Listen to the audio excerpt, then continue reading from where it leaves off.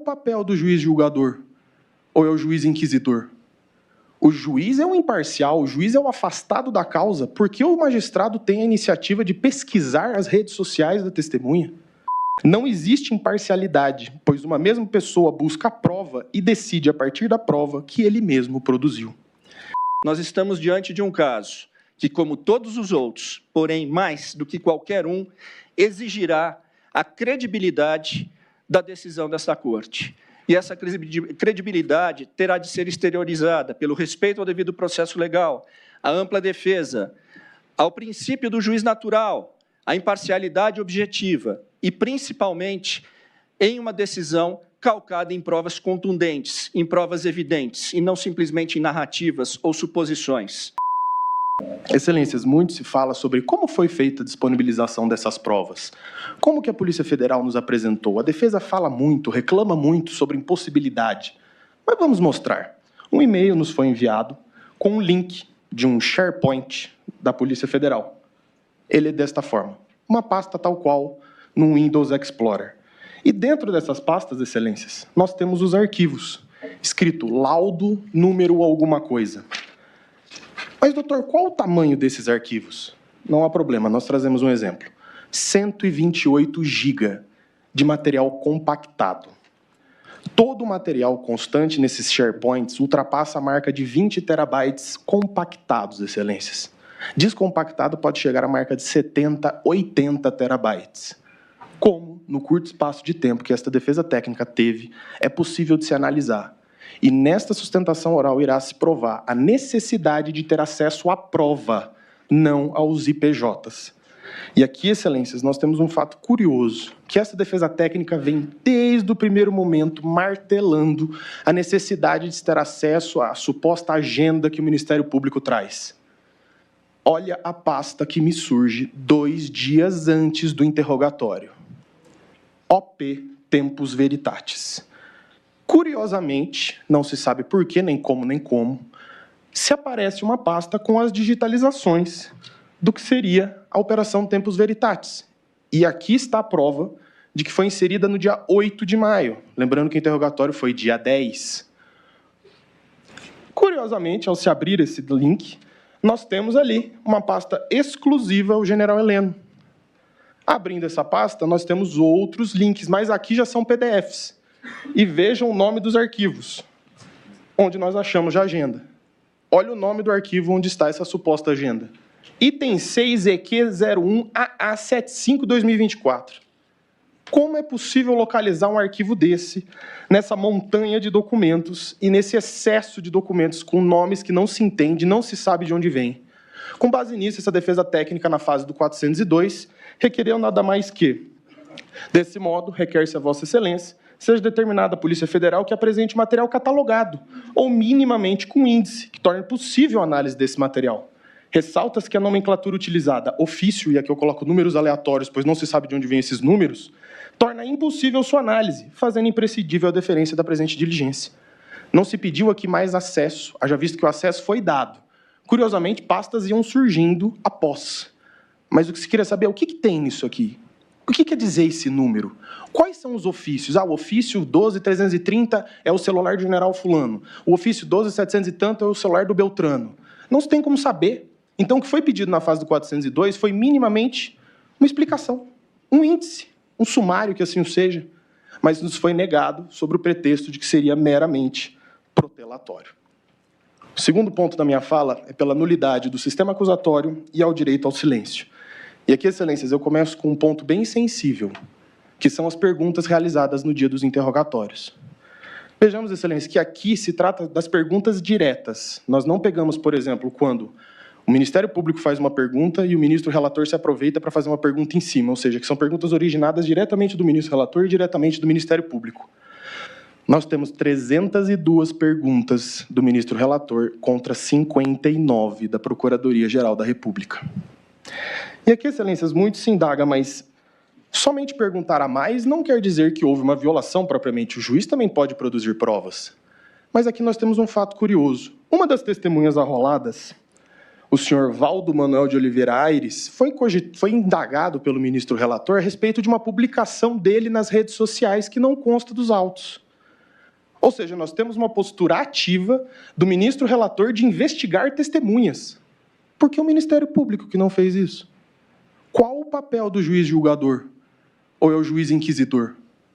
O juiz é um imparcial, o juiz é um afastado da causa. Por que o magistrado tem a iniciativa de pesquisar as redes sociais da testemunha?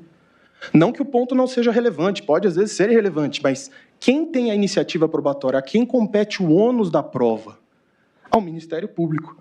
E aqui eu trago uma citação bem curiosa, em que fala que é de Ferrajoli a lição de que no sistema acusatório, diante da rígida separação de papéis entre sujeitos processuais, que esse é o ponto característico, não é possível que o juiz assuma a iniciativa da prova, do mesmo modo que o acusador não pode exercer a função de julgar. E aqui eu trago ainda uma outra lição do professor Auli Lopes Júnior, em que ele fala é da essência do sistema acusatório a aglutinação de funções na mão do juiz. Não existe imparcialidade, pois uma mesma pessoa busca a prova e decide a partir da prova que ele mesmo produziu. E eu trago uma citação aqui do próprio ministro Luiz Fux, na ADI 6298, onde ele traz um curioso pensamento. A legítima vedação à substituição da atuação probatória do órgão acusador significa que o juiz não pode, em hipótese alguma, tornar-se protagonista do processo. E com essa reflexão, excelências, eu venho para o último ponto dessa questão, que é a violação do artigo 5º da Constituição, inciso 53. 43, desculpa. Em que diz o seguinte: o réu, quando do seu interrogatório, apontou o direito do uso parcial ao direito ao silêncio, no qual ele só iria responder às perguntas da sua defesa. Como vossas excelências sabem muito mais do que eu, a Constituição veda o uso do silêncio em prejuízo do réu. E eu indago a vossas excelências, qual a função da consignação das perguntas por parte do juiz instrutor? E aqui mais curioso, o Ministério Público não quis consignar perguntas. Quem quis consignar perguntas foi o juiz. Não houve nem iniciativa do parquê à consignação de perguntas, que seria até um pouco compreensível, ao meu ver. Então eu vos indago, quando se questiona, não vou consignar as perguntas, se o réu não responde alguma pergunta, não prevalece o indúbio pro réu? Então qual a função da consignação das perguntas, se não o constrangimento do interrogando? Ao se colocar as suas perguntas, se o interrogando não responde alguma pergunta, não estaria ele coagido a responder, de certa forma? Então, para esta defesa técnica, fica muito evidente e fica claro a questão da nulidade pela violação do sistema acusatório e do direito ao silêncio. Falava-se que em tais reuniões se discutia estado de defesa e estado de sítio. Estado de defesa e estado de sítio são atos protocolares previstos na Constituição. E, em momento algum, o ex-presidente deu início aos protocolos, e protocolos extremamente rígidos para a instalação, para a convocação de um estado de defesa e um estado de sítio. Ele deveria, preliminarmente, convocar o Conselho da República, composto por mais de 20 membros, muitos deles ministros de Estado, convocar o Conselho de Defesa, composto por 9 membros, também muitos ministros de Estado, e, após isso, submeter o decreto, seja de estado de sítio ou de defesa, à aprovação do Congresso Nacional. Eu insisto em dizer, e acho fundamental que tantos quantos escutem essa sustentação oral, percebam que um estado de defesa e um estado de sítio são dos atos mais colegiados da nossa legislação. Eles não são, como se pode pensar, um ato de força unilateral do presidente da República. Pela gravidade deles, é exigido esse alto grau de colegialidade. E é indiscutível que o ex-presidente, em momento algum, deu início aos protocolos para a convocação dessas medidas excepcionais. Ora, e também, para além disso, não se tem um elemento que ateste que ele estava na iminência ou que pretendia fazê-lo. Não se tem um rascunho, não se tem um mínimo de identificação de que se pretendesse adiante com isso. Ora, em segundo lugar, a denúncia diz, não foi adiante porque o comandante do Exército e o comandante da Marinha não pretendiam, não aderiram a esse intento. Isso não seria um óbice ao presidente. Aliás, se fosse, não seria um óbice em primeiro lugar, porque Estado de Defesa e Estado de Sítio não são atos militares, são atos do Congresso. Mas se ainda se pensasse que isso seria um óbice, ele seria evidentemente facilmente superado. E superado de que maneira? É uma prerrogativa legal do presidente da República a nomeação e também a substituição dos comandantes militares. Está lá disposto expressamente, artigo 4º da Lei Complementar 97 de 1999. O que se quer dizer com isso? Bem, se o ex-presidente pretendia, de fato, decretar um estado de sítio ou de defesa e houve a reticência dos comandantes da Marinha, da Aeronáutica e do Exército, bem, ele não esgotou os meios para levar adiante, então, o seu intento original, porque bastava-lhe, mediante um simples despacho, substituir estes comandantes reticentes por nomes que previamente fossem aderentes a esse projeto. Não há, portanto, então, como sustentar que o referido projeto, ainda que imaginativo, não tenha ido adiante por fator alheio à vontade do ex-presidente. Ele teria mecanismos para, de fato, conduzir esse suposto projeto e não o fez. Em terceiro lugar, é importante também verificarmos, e parte disso o Dr. Celso Vilar já mencionou, que os atos posteriores do presidente foram totalmente voltados a desestimular seus apoiadores e seus eleitores a qualquer forma de não reconhecimento da vitória eleitoral do presidente Lula. Fez a passagem do comando, fez a transição da presidência de forma pacífica, inclusive nomeando os comandantes militares indicados pelo atual governo. Na sua live, no dia 30 de dezembro, e nós na defesa insistimos muito, porque ela é bastante sintomática de que não havia esse espírito, o presidente foi enfático aos seus eleitores. Vamos respeitar as leis e as constituições.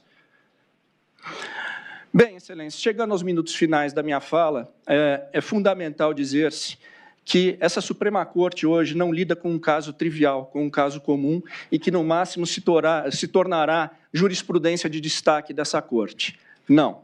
Nós estamos diante de um caso que, como todos os outros, porém mais do que qualquer um, exigirá a credibilidade da decisão dessa Corte.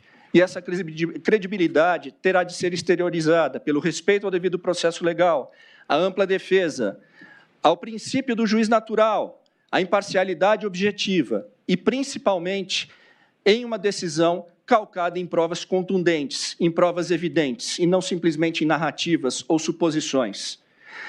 De outra forma, se prescindir desse mecanismo, teremos aqui um julgamento que será inacabado, porque ele estará sempre submetido ao Tribunal do Povo, ao irrequieto Tribunal do Povo, e que certamente não poupará palavras em dizer, não, o que se está julgando aqui é um movimento político e não simplesmente uma liderança. Nós não podemos, em hipótese alguma, Excelências, permitir que entendam que a esta Corte ou este juízo terá faltado a atenção à gravidade desse caso e à falta de elementos que possam imputar ao presidente Jair Bolsonaro os delitos que lhe são direcionados na denúncia. Senhores ministros, não permitamos, em hipótese alguma, criarmos, neste processo, uma versão brasileira e atualizada do emblemático caso Dreyfus. Curiosamente, também capitão de artilharia, curiosamente acusado de crime contra a pátria, curiosamente condenado com base num rascunho de documento apócrifo, curiosamente teve seu exercício de defesa constrangido em determinada altura, e, inegavelmente, um dos casos que representa uma cicatriz na história jurídica do Ocidente. Senhores ministros, a absolvição do presidente Bolsonaro é imperiosa para que não tenhamos a nossa versão do caso Dreyfus. Muito obrigado.